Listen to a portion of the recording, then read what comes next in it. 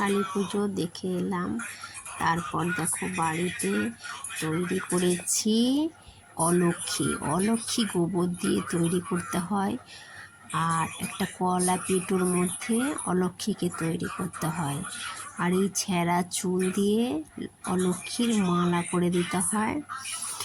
আর ওর বুকের মধ্যে একটা প্রদীপ দিয়ে কিংবা মোমবাতি দিয়ে ওটাকে ফেলে দিতে হয়, ঝোপঝাড়ের মধ্যে ফেলে দিতে হয়। তাহলে অলক্ষী বিদায় হলো, আর লক্ষ্মী থাকবে ঘরে আর অলক্ষী থাকবে বনে। আর এটাকে নিয়ে যাওয়ার সময়, বিদায় দেওয়ার সময় কুলো বাজাতে হয়। সেই কুলোটি একজন বাজাবে আর একজন নিয়ে যাবে। তারপর এই দেখো সেই কুলো আমার রেডি হয়ে গেছে। এই কুলোটি বাজিয়ে নিয়ে যেতে হবে, তাও পুজোটি করতে হবে সন্ধ্যেবেলাতে। অলক্ষী বিদায় হবে আর লক্ষ্মী নারায়ণের পুজো সেটা বাড়ির ভিতরেই হবে। আর তারপর এই গুয়া নারকেলটি খেতে হবে। এই গুয়া নারকেল সব বাড়িতে খায়। আর বাড়িতে আরও ফল টল দিয়ে সব লক্ষ্মীনারায়ণের পুজো হয়। আর লক্ষ্মীনারায়ণ দুটি তৈরি করতে হয়, সেই দুটিও আমি তৈরি করেছি আর দেখাচ্ছি, সেটাও পরে দেখতে থাকতে হবে ভিডিওটা, পুরো ভিডিওটা। আর এই দেখো অলক্ষীকে বিদায় করা হচ্ছে। এই যে নিয়ে যাচ্ছি অলক্ষী কলা পেটোর মধ্যে, আর সেই বুকের মধ্যে একটা মোমবাতি জ্বালিয়ে নিয়েছি। আর সামনে যাচ্ছে কুলো বাজাতে বাজাতে।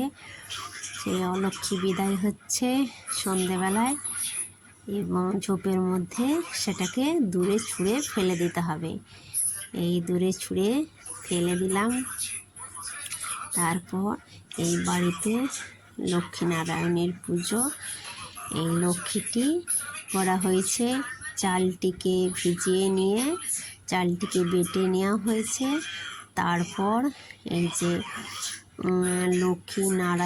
লক্ষ্মী সিঁদুর পরে আছে আর নারায়ণ পাশে পৈতে পড়ে আছে, যেটা আমি তৈরি করেছি। আর এই যে গলার আর মালা যে যাই বলে পায়ে হাতে সেগুলো গয়না করে দিয়েছি। সেগুলো একটু হলুদ দিয়ে তৈরি করতে হয়। ঠাকুরের তো গয়না ওইভাবে করা যায় না, তাই এইভাবেই করে নিতে হয়, কারণ এটাকে চাল বাটা দিয়ে তৈরি করতে হয়। এই যে হাতে। তারপর আমরা একটু বেরিয়ে গেলাম, একটু কালী পুজো দেখে এলাম। সেখানে আরতি হচ্ছিল, পুজো দিয়ে এলাম। আর পুজোটিও বেশ ভালো লাগলো। এটা একটা অন্য ধরনের কালী, একে তিকোনা কালী বলে। মানে কালী ঠাকুর এইভাবেই 12 মাস থাকে, পুজো হয়। এখানে কোনো এক্সট্রা করে আর প্রতিমা নিয়ে আসে না, এই ঠাকুরই পুজো হয়। আর এর মন্দিরটি পুরো তেকোনা কীর্তি, কারণ এই কালীর নামই হচ্ছে তেকোনা কালী।